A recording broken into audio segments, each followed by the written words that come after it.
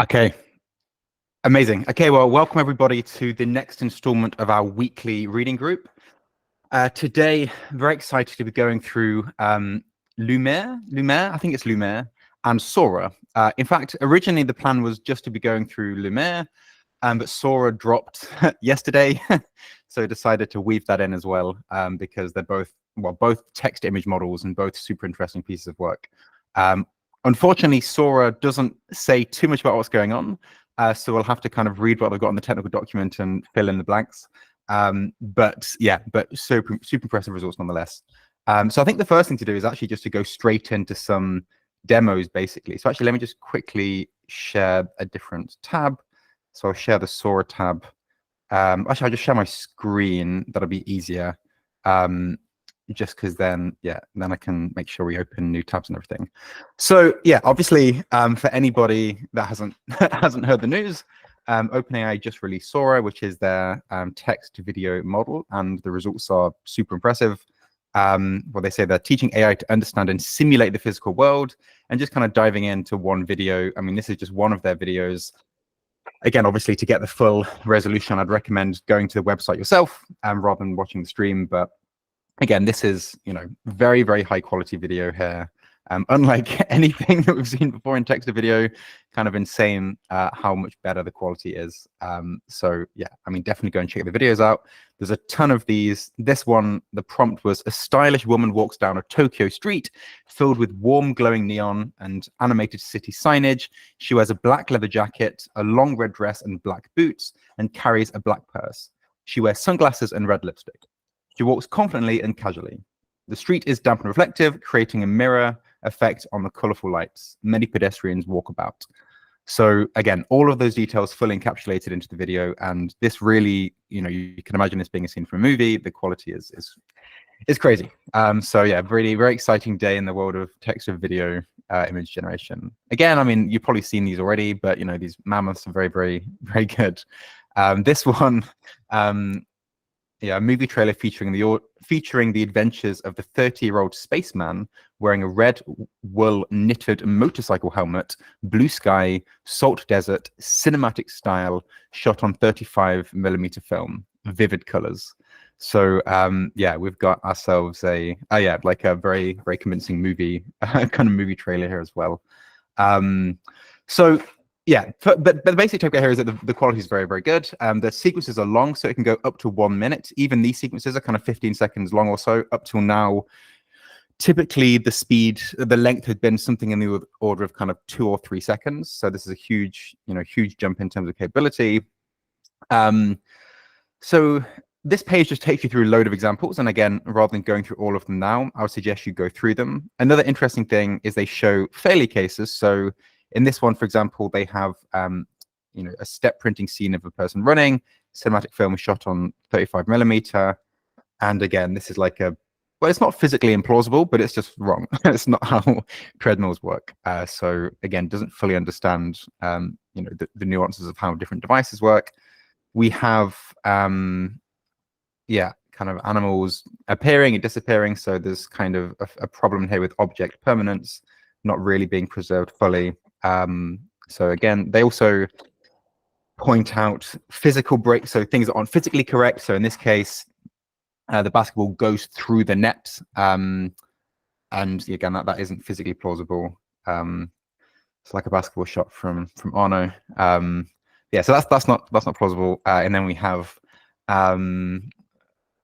so a seat here. So it says archaeologist discovers a generic plastic chair in the desert, excavating and dusting it with great care. But you can see this chair then starts to kind of morph. It starts to float, and it doesn't get treated as a physical object, and it has motion. So again, there are weaknesses still. And a big challenge is with hands. It's always been hands. It's been one of the big things that AI really struggles to do. It's not terrible. We don't have 10 fingers. Well, we don't have 7 fingers on one hand or something. But you look at this kind of on the side, doing some slightly weird, uncomfortable clapping. There's this person in the middle doing some kind of weird contortions with her hand. There's candles blowing in the wrong direction, kind of opposite directions and stuff. So yeah, some of the most awkward clapping I've ever seen. So they've not quite got it right. Also, she kind of blows the candles, but they don't really blow out. So again, there's some weaknesses here as well. But by and large, much better than anything that's come out so far. So let's see what they actually say about how it works. So let's go into the technical reports, and you'll find they don't say too much. And we'll kind of dive into what they do say and try to read between the lines and get a bit of a sense of what this means for the field on a high level. But if you're looking for architectural details or data or anything really, you're not going to find it here. But I guess that shouldn't come as a surprise, obviously. But yeah, so let's go through and see what they do say. So they say they explore the large-scale training of generative models on video data, and they train text conditional diffusion models jointly on videos and images of variable durations, resolutions, and aspect ratios. They leverage a transformer architecture that operates on space-time patches of video and image latent codes. So this is a latent diffusion model. Their largest model, SORA, is capable of generating a minute of high-fidelity video, and their results suggest that scaling video generation models is a promising path towards building general-purpose simulators of the physical world. So that's a very big statement. If we can have simulation of the world, arise, as an emergent property of some kind of autoregressive training, that's also, incredibly, what that means is very interesting. I mean, it seems as though, you can imagine what this means from potential game development and stuff where maybe it's all just continually kind of hallucinated in front of your eyes and so on. So yeah, some very interesting kind of future directions that can stem from this. So we have the original video again. They mention this. They talk about a few things. So again, they just kind of set the context here. It's a unified representation, and they do some qualitative evaluations. PyWork has struggled for various reasons. Normally shorter videos, normally fixed size. And this is a generalist. It can do videos, it can do images, it can be different aspect ratios, durations, etc. So it's kind of can do all kinds of different styles of output. So that the main analogy they draw here, again, it's quite high level and loose, but what they basically say is that they take these patches. So they have a visual encoder. Again, there's no indication what the encoder looks like. My guess is it's probably a 3D CNN of some kind, or maybe a factorized 3D CNN where we'll look at this when we go to Lumiere in a moment, that they do a factorized convolution, basically meaning they convolve over 2D space and 1D time as separate operations instead of doing singular 3D convolution. But we don't know what their visual encoder looks like. But one way or another, they take the data, which is video data. So it has, of course, a image height, an image width, a time dimension, and a channel dimension. So this might be like, for example, 640 by 480 pixels by, I don't know, like 4,000 timestamps if it's like a long video or something. I mean, let's assume it's 60 seconds and 30 frames per second, then it would be whatever that is. So yeah, like maybe a bit smaller. And then we have 3 channels RGB as well. So what they say is they take inspiration from large language models, which acquire generalist capabilities by training on internet scale data. The success of the LLM paradigm is enabled in part by the use of tokens that elegantly unify diverse modalities of text, code, math, and various natural languages. In this work, they consider how generative models of visual data can inherit such benefits. So LLMs have text tokens, whereas SORA has patches. And these are space-time patches. So again, you can imagine that the encoder convolves across time and space, and then each of these small boxes represents a certain point in the space-time of the video. So, this box might correspond to times, the first 4 frames, and it might correspond to the kind of corner of the image, and so on. Again, so patches have previously been shown to be an effective representation for models of visual data. They're highly scalable and effective representation. And then what they do is they turn this into tokens. So in the same way that Perceiver.io, if you've not read that paper, I'd suggest you read it. So obviously when you use transformers, unlike a convolution, there is no kind of spatial context. So you need to embed that into the vector itself. So I don't know exactly. Again, they're very loose on details, but what you can imagine, similar to Perceiver.io and many other kind of VIT, fully visual transformers that don't have a convolution layer and so on, you imagine doing some kind of sinusoidal positional encoding that can encode which time step the vector was what pixel location it was in, and so on. And then you just have the vector representation. And this is how you kind of take this organized block grid of time-space data and convert it into kind of just vectors that represent kind of tokens in this space-time continuum, basically. And this is kind of where they draw the analogy to LLMs, basically. So at a high level, they turn videos into patches by first compressing videos into lower dimensional latent space. So this is this latent space, and subsequently decompose the representation into space-time patches. So again, I guess they just do some sinusoidal encoding to identify which kind of, what the location in this grid is, basically. And again, just to be super clear, this dimension is time, this dimension is width, and this dimension is height in the convolution. Okay, and then that's pretty much where the details dry up. So the video compression network reduces the dimension of the visual data, I guess some kind of 3D convolution. This network takes raw video as input and outputs a latent space that is compressed in both time and space. It is trained on and subsequently generates videos within this compressed latent space. So this is interesting. It's a latent diffusion model. So as we'll see in a moment, unlike Lumiere, all of the diffusion is done purely in the latent space. You don't need to reproject back out to image space noise before then repeating the diffusion step. We also train a corresponding decoder model that maps the generated latents back to pixel space. So again, you can imagine these kind of thousands of diffusion steps all done in the latent space with a pure transformer. So it's not a convolutional diffusion approach. It's a pure transformer diffusion approach, which is operating on these, patches, which are, encoded patches of time and space with their sinusoidal encoding added, and you just do these fully transformer-based, denoising steps that unroll for many times, and then at the very end of this, you have the decoder that can take this final, this final latent representation and get it back into an image. And there's different ways of doing that. Again, I'm not sure they mention how they do this on the encoder side. My guess is it's similar to Perceiver IO again, and they don't have a convolution. I'm not sure, but obviously what their training data is gridded, right? So the input data is discrete video data that you need to extract from the internet to do this massive autoregressive training. So therefore, it makes sense perhaps that the encoder is, well, we don't know. But my guess is the encoder is perhaps convolutional, but the decoder, when you then generate the new target, can actually be done using purely attention, when you kind of have this continuous mapping across the pixel space and the time space.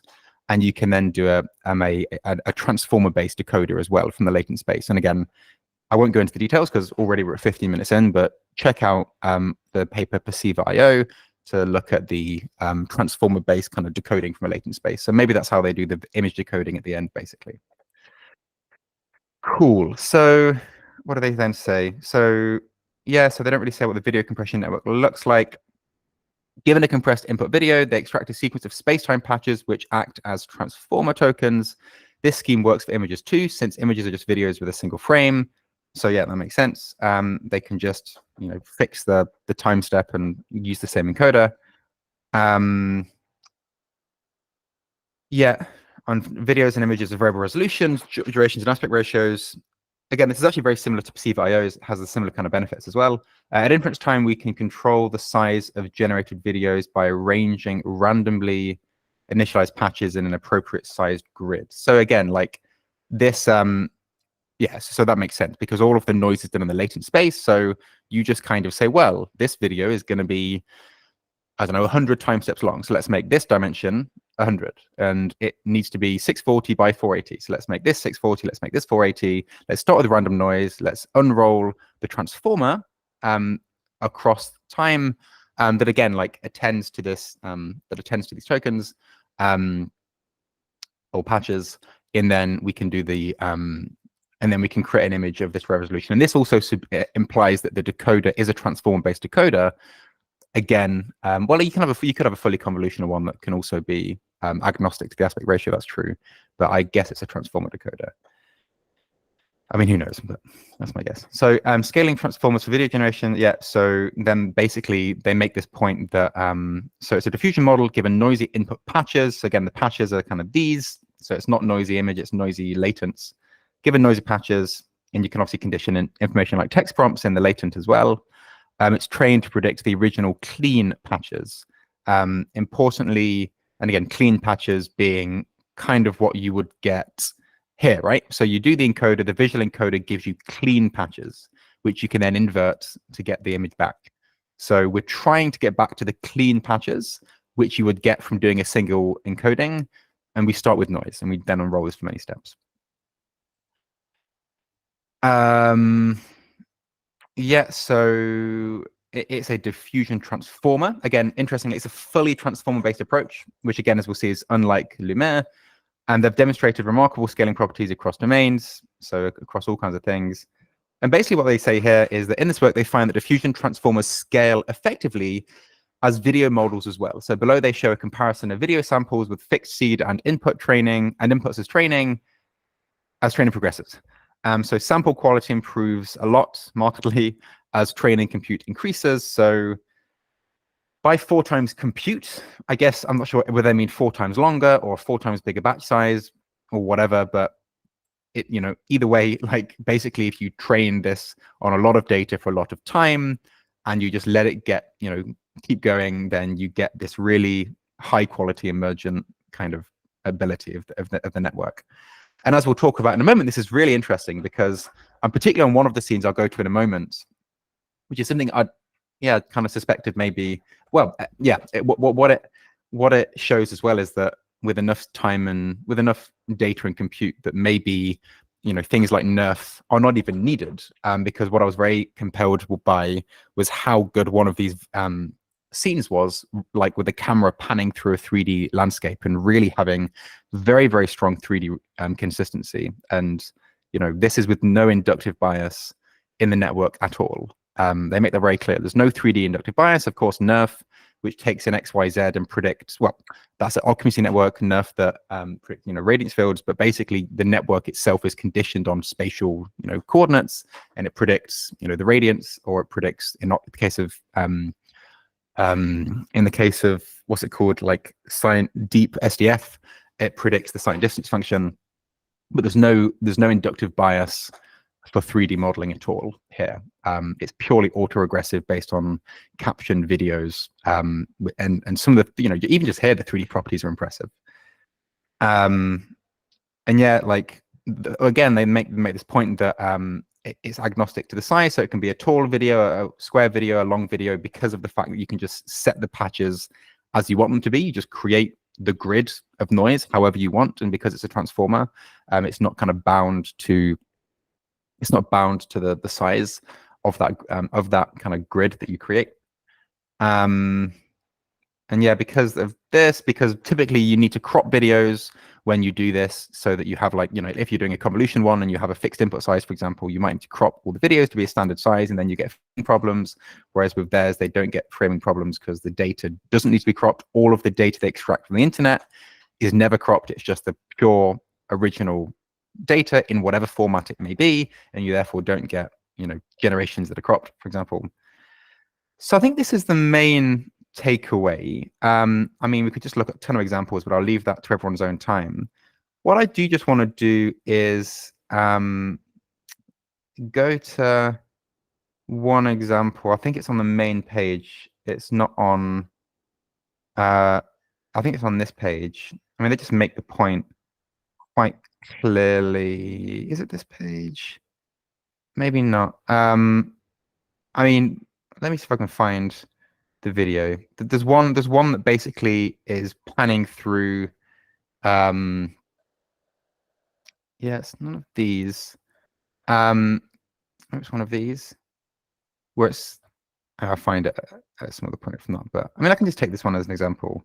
Again, the 3D consistency is very, very good here, and you know. And basically, this is, you know, this isn't a nerf. It's the kind of thing you might expect when you're going through a reconstructed scene, and this is able to get very good 3D consistency without having any inductive bias. Is the main takeaway. There was one really good one. It might be one of these that really got it across. Yeah,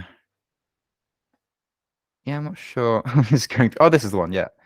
I think they mentioned it here as well. But this, so let me just quickly full screen this one, because I think this is really, really impressive. So just like there's a few things that are a bit too big, the other people are a bit too small. There's a few things that aren't quite right here, and there's all kinds of inconsistencies when you look hard enough. But just the trees, I mean, look at the consistency, the temporal and spatial consistency of these trees is remarkable. It's really kind of looking at the kind of thing you get from, you know, these neural radiance fields and everything, and this is totally without inductive bias.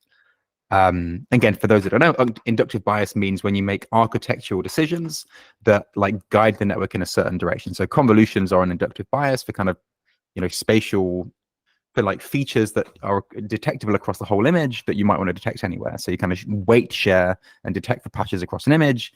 And, you know, a convolution has some assumptions about kind of spatial consistency through images, for example, and like limits the search space of the network to some extent. Anyway, so I think this is very interesting. But the main takeaway is kind of a concluding point is I think latent space diffusion is obviously, yeah, seems to work very, very well for images. So doing diffusion in a compact representation of space-time is, you know, seems to work, basically. Seems to scale very, very well, as you saw in that example with the kind of increasing compute and what that means in terms of capabilities.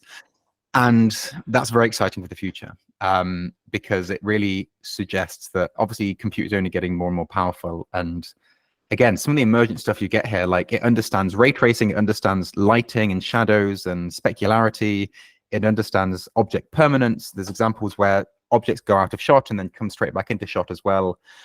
So, you know, I wouldn't be surprised if, you know, by the end of this year, early next year, your audio is not added yet. You could quite easily imagine, as well as the time dimension, just adding, you know, audio and doing a time space audio latent space or something. I mean, it's kind of an obvious extension, and then being able to do sound on the videos as well. So you could really imagine, like, you know, creating an entire advert, very high quality advert that's kind of indistinguishable from a real one, you know, very, very soon. And that's yeah, pretty exciting.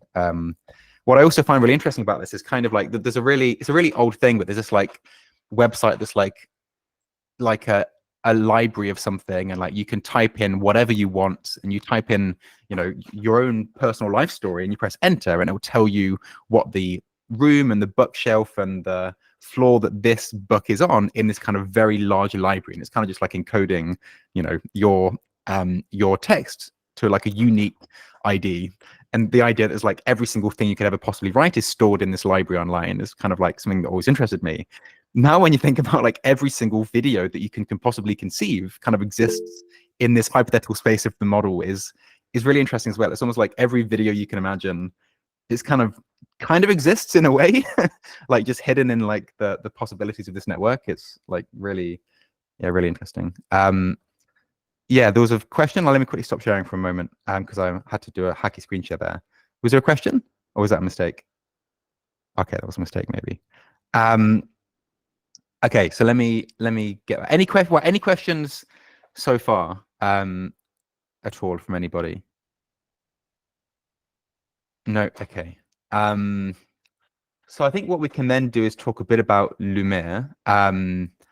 And I mean, I hope what I'm saying makes enough sense. I'm kind of talking quite quick, obviously. But let's then just quickly go to Lumiere, and I'll go through that one a bit. So let me open the tab. So let's go through this. So basically, I mean, kind of poor Google released this a week ago. Everyone's excited about it, and I fear that everyone's gonna like not be paying attention to this too much in light of OpenAI's release, because OpenAI is markedly more impressive, but nonetheless, they yeah, they do 5-second videos that are much better than anything else in the open source. The good thing is about Lumiere is that they say a lot more about how it's done. They don't say everything. They don't say the data it's trained on, and they are a bit light on some details, but they certainly go into more detail. And they get much better results than any of the other open source models. So this is really, really good. And, you know, also commendable that they've been much more open about the technique and how it works than OpenAI have with SORA. But it seems like the way they're doing it is not the best approach, as I'll kind of go to in a moment, but still beats state of the art, you know, which is good. And again, there's more examples here, but you can go through the examples of your own time. They're not as jaw-dropping as what's coming from Sora, but much better than anything that was out there before in the open source space only a week ago. So it's been a big week for text and video. So let's just dive into the paper. So let me quickly, sorry, I don't know the quick way to flick tab. So let me just quickly go straight into the paper. I don't have any slides for this, but there's not too much technical content, to be honest. It's relatively kind of simple conceptually. So yeah, so this is kind of the image that captures things quite well as a starting point. So basically, the way things were typically done up until, well, this last few weeks, which is surprising to me. I've not been in this space for so long, but it is surprising how it was done. But nonetheless, this is how it was done. You would, mainly for computational efficiency, you would have a video sequence going up to whatever, let's say time step 80, 5 seconds. You would then take keyframes. So in this case, let's say what, 1, 2, 3, 4, 5, 6. You'll take a frame every sixth frame, for example. You would then feed this through some kind of encoder decoder architecture that basically then it can either convolve through time, or it probably convolves through time and space. You then basically get your keyframes back out, and then you do temporal super resolution to fill in the blanks, and then you do spatial super resolution to upsample the image. So this is kind of typically how things are done. The main insight they say here is that and typically, I guess you might have some downsampling and upsampling unit architecture, but maybe you don't have as much because you've already kind of downsampled the time dimension quite a lot anyway. I'm not sure if it did have time-based convolutions typically. I think it didn't. But now what they've basically done is said, well, we can actually just take all the time steps and we can just do downsampling in the time dimension and the spatial dimension with this kind of 3D convolution approach. And this enables us to kind of keep the computation tractable, enables us to do some transformers in the latent space by kind of compressing both all the dimensions, and then upsample back out to the full time resolution. And then you have this full time resolution, and then you only need to do spatial super resolution to get the full image. You don't need to do time super resolution. And the other thing they say here, again, which seems, I'm surprised that this was not being done already, but basically they do this thing called multi-diffusion, where basically they do windows that slightly overlap, which means that you don't get these like really strong sudden inconsistencies across time. So basically what happens is these two, so basically when you do the super resolution network, it has the context of these 6 time steps, and then it comes out and predicts the super resolved 6 images. But what we do here is we overlap them so that these outer 2 are given a prediction by this one. They're given a prediction by this one as well. And then they basically do averaging of the pixels generated so that you get this kind of smoothing effect, basically. Yeah, so that's how they do it. That's how they do it here. And the point they really make is that by feeding the entire video in at once and not doing this kind of keyframe based approach, you feed the entire video in, and what you can then get is you can ensure that you get like much better temporal consistency across time than you would do with this kind of traditional approach. And they show that in this image here, where, for example, this kind of row of pixels is evolved across time here. So you can imagine that in this case, obviously, we have time snaps in time of the X and Y in the image. And here what we have is, on the X-axis is time, and on the Y-axis, we have this row of pixels, basically, just this one line. And what you can see is that traditionally it really struggles with temporal consistency. You see the legs kind of, you would expect this to be like this, kind of a beautiful oscillating leg motion as they walk. But what you get is this kind of confusion here, and then the leg kind of is forward, and then it stays forward, and then it gets, it can't kind of fully, it can't fully reason about the time in a granular way. And we have the same with the horse's legs as well. And with their approach, this is now much better. And their rationale, although it could be other things as well, of course, but their kind of indication is that this is because we're now not doing keyframes and then doing super resolution to fill in the gaps, but we're actually doing the entire video sequence convolved at once. And I think one of the big areas of problem here would be at these boundaries, for example. So you can imagine that as you're doing super resolution here, for example, this super resolution only has access to this context window. So this super resolution has no idea what was happening before. And let's say kind of, the ball needs to be in position A, then a ball needs to be in position B, and you don't know if it's like looping around or whatever. This network has no idea what the super resolution has been done here, so it needs to just base it on the keyframes. And you can imagine that without this broader global context, there's all kinds of ways to interpolate between these keyframes that might, decisions made on the super resolution early on would change what you should be doing for the super resolution later on, because it might be, a different trajectory of the object or whatever. And this, can learn all of this because it's a single one-shot approach that produces all of it in one go. Anyway, that's a long way of saying that that they upsample directly to the full resolution time in one shot. So that's the main difference to previous approaches. So what they do is they start out with a pre-trained text to image model. They start out with Imogen, and they fix the weights. So the weights for Imogen are locked in place, and they're not backpropagated. Well, they're backpropagated through, but they're not updated as part of the update step. And so that this is pre-trained spatial layers. So this is just Imogen. And then what they do is they add another 2D convolution followed by a norm and activation. And this is a 2D convolution across the height and width of the image. They then have normalization and activation function. Then they do a 1D convolution across the spatial dimension of the image. And then they do a norm and activation again. And then they do this kind of linear projection matrix, just linear projection here. And then they add it to the output from the pre-trained model. And this is what these blue regions represent. Importantly, they initialize the linear projection to zeros so that at initialization of the network, the output for the image is exactly the same as it would be for the original text-to-image model. And they found that this performs better.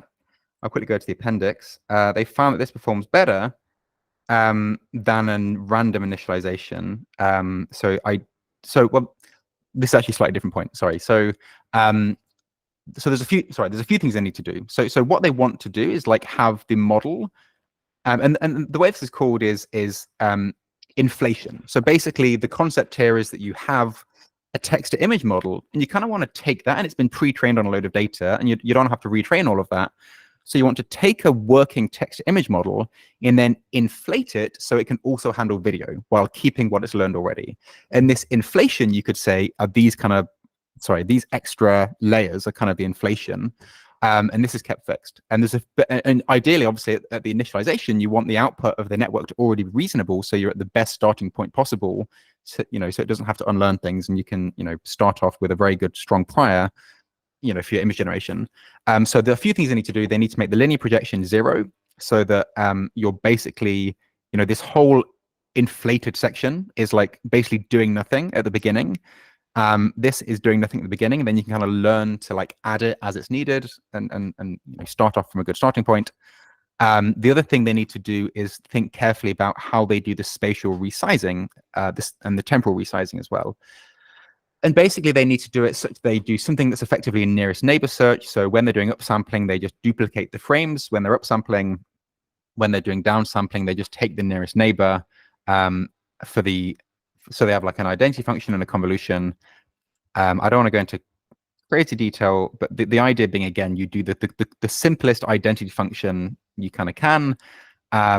so that the output of your video model is as close to the text to image model as is possible. Now, because they have the time convolutions, they can't quite guarantee that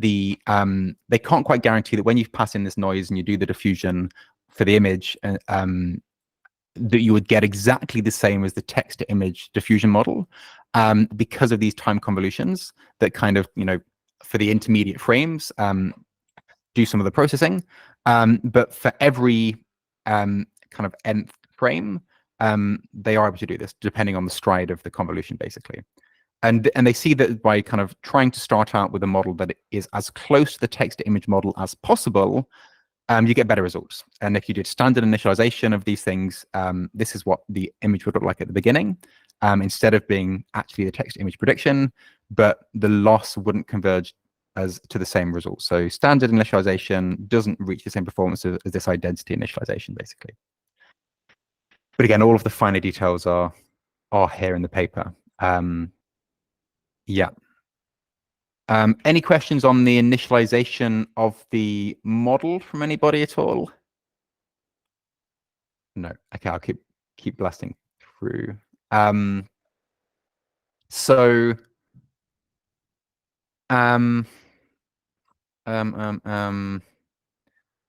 so we've kind of gone through this image. We've gone through this. So the reason they don't do a 3D convolution and they do like a 2D convolution followed by 1D convolution, they explain this here somewhere. Basically, it's for computational reasons. So yeah, so specifically in all levels except for the coarsest, we insert factorized space-time convolutions. Factorized meaning kind of 2D followed by 1D. I mean, that's how I've inferred it to mean, which allows increasing the nonlinearities in the network. So they can have two, they have one after the 2D and one after the 1D, compared to a full 3D convolution, which will be more computationally expensive, and while reducing the computational costs and increasing the expressiveness compared to just a 1D convolution. Yeah, as the computational requirements of temporal attention scale quadratically with the number of frames, we incorporate temporal attention only at the coarsest resolution, which contains a space-time compressed representation of the video. So this is where this is very similar to what SORA have done. So basically, like this here, like this representation in the middle is basically the same as SORA's like space-time patches. Like you can think of these two blue blocks as being one potential instantiation of SORA's space-time encoder, because it's exactly what it is, right? I mean, this image looks very similar to SORA, in fact. We have this image showing, pretty much the same thing, height, width, time. We then have it going down into a grid, which is kind of what this is, basically. This is also a grid of space-time compressed latent representations. Now, what SORA do is that they take this, they kind of get it into these patches that are like tokens. They do some positional encoding, presumably, so that you know what time and pixel location each latent corresponds to, and then they do something that looks a bit like perceiver IO and unroll this forwards, many times for diffusion, and then they do a final decoding step. The difference here is that this is based on a pre-trained spatial diffusion model. So actually, on every step, we go down to the latent, we do some attention. So this is a full attention layer, which means that you can attend to every time step, every pixel, so you have access to the entire video in this kind of spatial compressed representation, and you can then do full attention and cross attention between those, and then we do a linear projection, and then we upsample again. And of course, you could do this attention in the entire original space, but it would be, insane. You would basically have like, you would have like height by width by time by channel squared, basically, which is obviously insane. So that's why you need to do it in this like reduced space. And that's what SORA does as well, of course. They also need to attend in this compressed space to make it computationally tractable. Yeah, anyway, but the difference being here that the noise then comes back out into image space before then going back as input, and we kind of continually go down to latent, up to image, down to latent, up to image, and this is how the diffusion steps unroll, and the noise exists in image space. The noise doesn't exist in latent space. Yeah, anyway, so this is, but it seems as though the latent space approach is more promising if we're going to take SORA's results as something to go by. So I think these are the main points. Obviously, unit has skip connections as well. So then they talk about the applications, and it'll be good in a moment maybe to go over to, well, let's explain first how they do the applications. They also have results, but the results aren't too, aren't too interesting. So yeah, they talk about multi-diffusion. I've kind of explained that already. Yeah, they talk about the space-time unit. Kind of explained that already. So let's just then talk about how they use this for different applications. And again, nothing too nothing too conceptually complex here. So basically, yeah. So it provides an intuitive interface for many dimensional applications. They can use it for video-to-video editing and style condition generation, image to video, in painting, out painting, cinematographics, etc. And they present a load of figures. I'll explain how they do each of them first, and then we'll go to the videos instead of the images. So for stylized generation, I'll quickly go through. So they only train the newly added temporal layers. So again, the image layers stay fixed, and they keep the pre-trained text image weights fixed. Previous work has shown that substituting the fixed text-to-image weights with a model which is customized for a specific style enables to generate videos with that desired style. They observe that this simple plug-and-play approach often results in distorted or static videos, and they hypothesize that this is caused by the significant deviation in the distribution of, the features and so on of the input to the temporal layers. So, of course, the temporal layers have been trained assuming that the original general text-image model are the weights, and that's what the output looks like. If the kind of distribution of those intermediate features moves significantly away, the text image model isn't like understanding what to receive. So it just can't understand it doesn't understand the outputs it's receiving, let's say. They do something incredibly simple to overcome this. They say, inspired by the success of GAN-based interpolation, all they do is they take the weights of their original model, they take the weights of their style-specific text-to-image model, and they do basic interpolation between the two. So it's incredibly simple. They interpolate somewhere between the two with an interpolation coefficient, typically 0.1 or 5. Is that between them? I guess they choose it in each case. And their experiments, and that works basically. So, as long as you kind of keep it between the two somewhere, it works. And they show in Figure 6 some examples, but we'll go through all the examples properly in a moment on their website. They show some here, this is kind of, I think this is Figure 6. Yeah, so this is kind of when you have these models that are trained to predict particular outputs, and then it can kind of, kind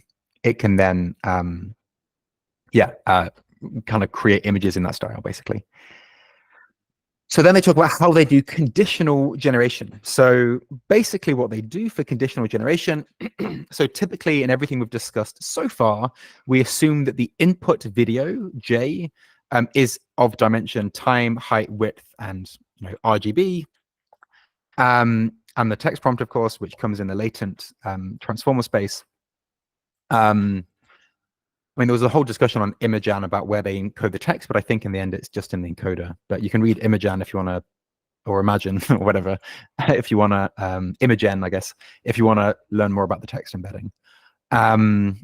So they add a masked conditioning video, which has, again, the same dimension as J, and a binary mask, which has just one channel. So basically what they do is they end up having this kind of combined tensor, which has 7 channels instead of 3.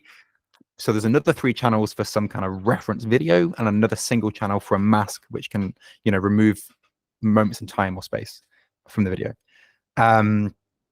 They expand the channel dimension of the first convolution layer from 3 to 7 to accommodate the extra input, and that's it. And then they just fine-tune their text division model to denoise J based on C. And M, based on the video and the mask. And during the fine-tuning process, they take J to be the noisy version of the training video and C to be a masked version of the clean video.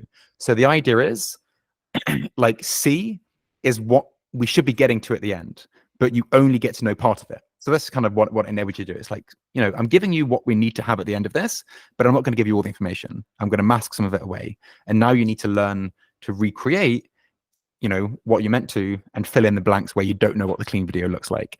And obviously the good thing is with the UNet, you have skip connections. So it's not that hard for a UNet to like remember its inputs. If this was like a ResNet or something, well, ResNets also have residual. So, but yeah, the point being that, I mean, now on this case, what you're going to have are some of the very first convolution layers, just copying the input of C over to the output and then just adding the, the change. So it's very easy to propagate input to output in a UNet, basically, which is why this works.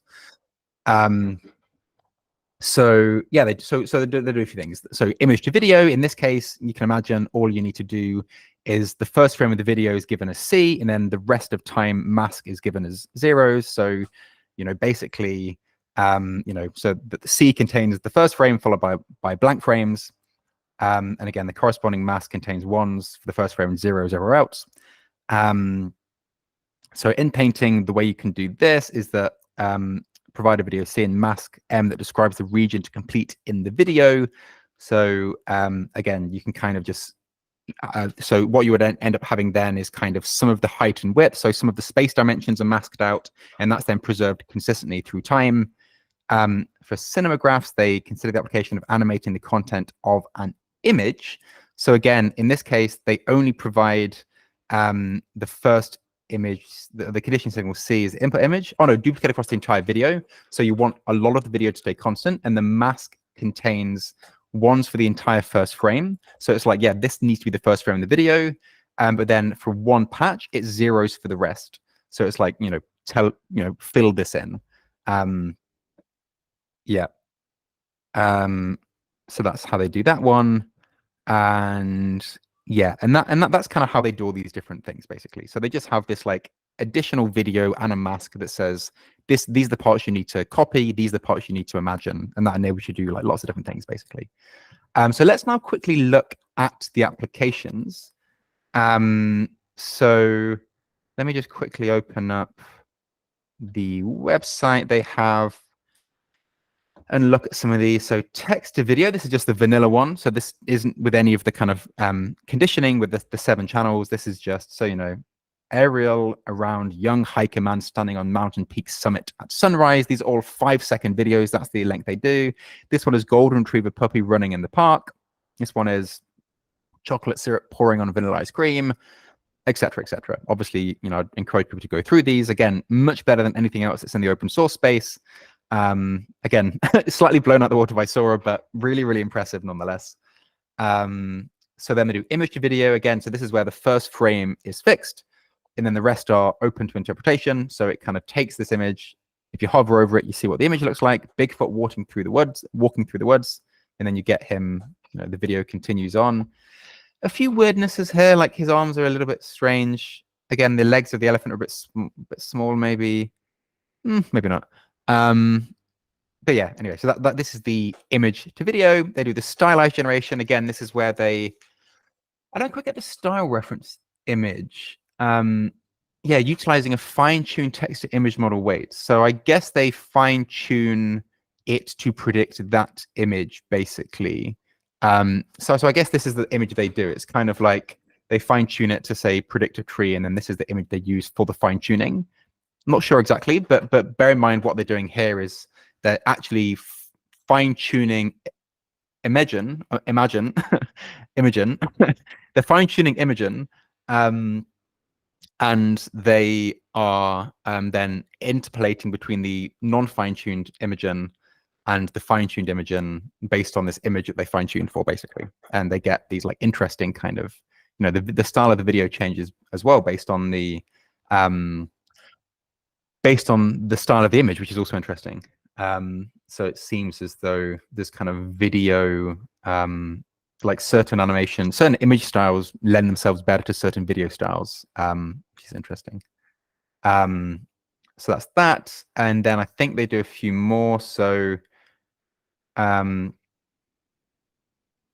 yeah, so I think the stylization again is similar to what they're doing with this. I've forgotten which one of these this is actually.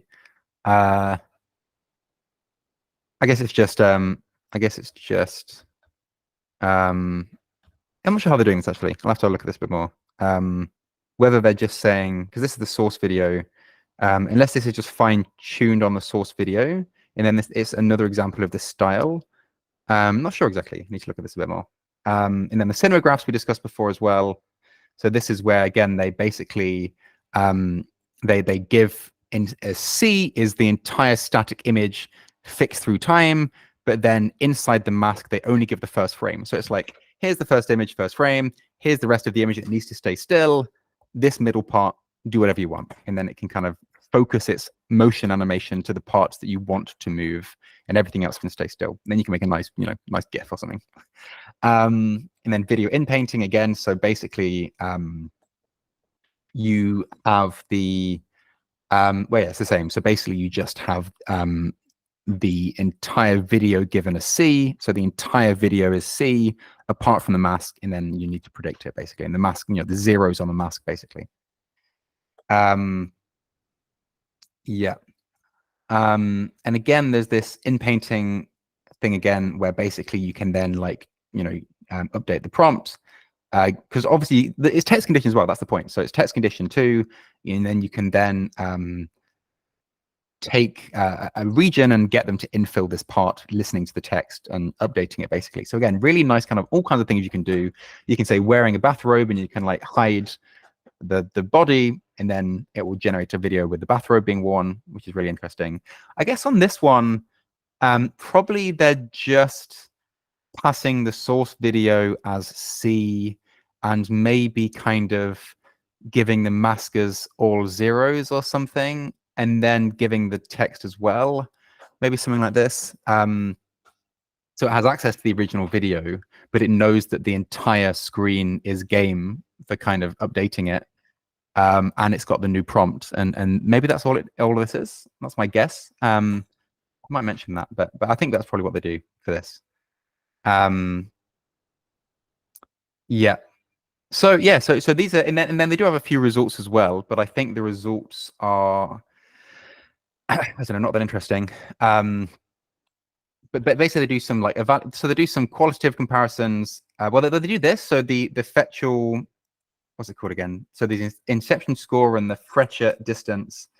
So these, I've not used these in ages, but they're kind of based on the features of a network. So basically something to the effect of you then get the encoder of a network that is trained to predict, do image classification or something, and then you pass your generated videos to the image classifier and look at some distance metric in the encoded features. And this kind of is some sense of an estimation of the realism, because the model has been trained on real images, and you can do some kind of, the extracted vectors of a fake image or fake video should look similar to those of a real one.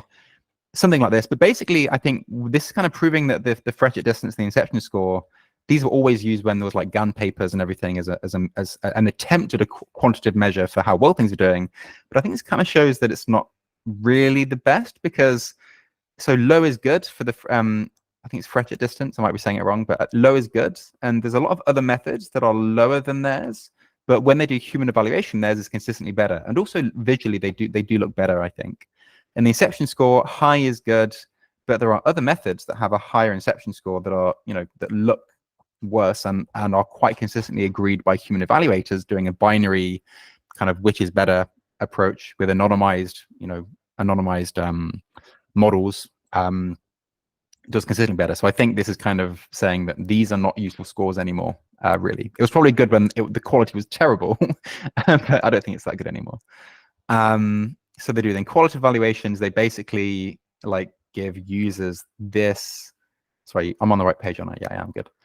They give users where has it gone? Yeah, just like this. It's which video is better and has more motion and better quality, the left video or the right video. They anonymize the model that's generating the video, and this is the user study. And I think this is kind of really probably the best way to evaluate these things now, unless someone comes up with a better mathematical model. But they see that theirs is consistently better on all of this, basically. So theirs is blue, high is good, and they're higher than everything in terms of video quality, the alignment with the prompt text, and this is text to video, and then image to video. Again, they have better video quality as well. And that's the only result that really I think is meaningful. Aside from that, they do some qualitative comparisons somewhere, I think, maybe in the appendix. Let me have a look. Yeah, so they do some qualitative comparisons here. There's at the bottom. So there's Pika, Gen 2, Animate Diff, Imagine, whatever, and Zero Scope, and they show these two different prompts: a sheep to the right of a wine of glass, a teddy bear skating in Times Square, and I think, yeah, I think these are good. I don't know. I guess this is ambiguous, right? To the right of a wine of glass. Do you mean like to who's right?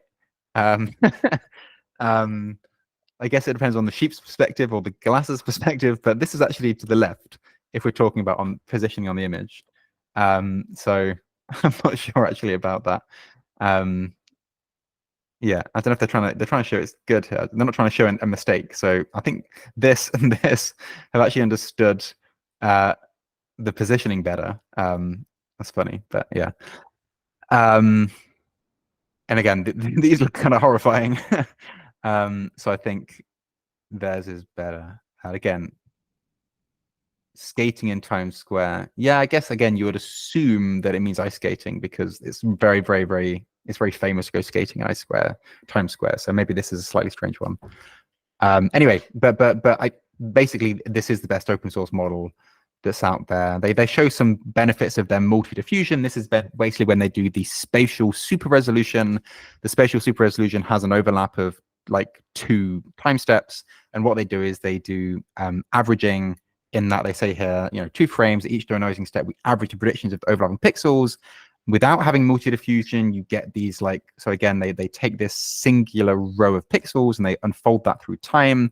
And without multi-diffusion, you get these weird kind of, inconsistencies because of these kind of moving windows, right? Like, with each window of super resolution, it's consistent, and then the next window is self-consistent, and the next window is self-consistent, but they're not consistent across these borders. So, by simply having, improved overlapping context and then doing some simple averaging, they can remove that, as seen in the top one, which is another important thing. Again, kind of intuitive, kind of surprising that wasn't done before, I think, but yeah, but works and is made the state of the art text to image model that's kind of out there today in terms of an open paper. So yeah, very exciting stuff. But I do think that with the SORA coming out so soon, my main takeaway is that probably best to not do image space video. Text to image is probably not best done with an image space diffusion model, and it seems as though SORA, where's the image? Yeah, so I mean, it seems as though doing an image space, or kind of, the noise being in the grid space of the original measurement, video or whatever, it seems as though that isn't the way forward, because by SORA doing all of this in the latent space instead, and doing a purely transformer-based diffusion model, and then only projecting to the kind of the space at the end, again, presumably using some kind of perceiver IO style decoder. When I say perceiver IO decoder, like just have a look at how perceiver IO did like optical flow prediction, for example. They can generate an optical flow image by kind of training a something that can, pass in a coordinate, and it can provide you a value in a continuous manner at any coordinate that doesn't need to have this kind of gridded convolution structure. And I presume that's how SORA are doing how they're doing their decoding. But yeah, very interesting, very exciting week for text to video models in general. I think it's going to be a crazy few months ahead. I think that obviously text to text and text to image are all growing. Text to video is growing. I think before long we'll have audio added as well. I'm pretty confident we'll have much longer lengths. If we've got to a minute already, and compute seems to keep rolling out, every chip vendor is going to be throwing everything they can to increase memory and context lengths and things, and I can imagine that we have really high quality, fully blown adverts with really good audio quality. By the end of this year, you can say, hey, generate me a rock music video for a really good rock song, where the music video is them doing this, and you'll have like a 3-minute high quality 35mm beautiful music video for an imaginary band. It's kind of insane. like the latent space of possibilities is kind of just a few, text prompts away. Yeah, anyway, I'm very excited by the unfolding week, and excited to see where it goes. Any questions from anybody? Otherwise, I don't know if I went through things a bit fast, so maybe people need to go through in their own time as well. I would definitely recommend to go through the papers. But any questions before we wrap up this week from anyone? Anyone feeling brave enough? No questions. It might be for the best actually, because I have a meeting right now. So thank you very much. I'm 2 minutes late. So in that case, we'll wrap up this week. But obviously, if there are any questions that come through on Discord or come through on YouTube or whatever, feel free to comment on YouTube if you're watching no longer live. Feel free to join our Discord and message on the reading group channel, obviously. But again, this is kind of not really a SORA presentation. It was more like SORA and the closest open source thing that's just come out as well, and like maybe what the differences are. So a little bit of kind of hypothesizing, obviously. If anything I've said is wrong or stupid, then let me know as well, because I would love to hear thoughts of any mistakes I made. But yeah, well, I hope everyone has a good rest of the day, and I'll see you in the next reading group. Thanks a lot, everybody. Bye-bye.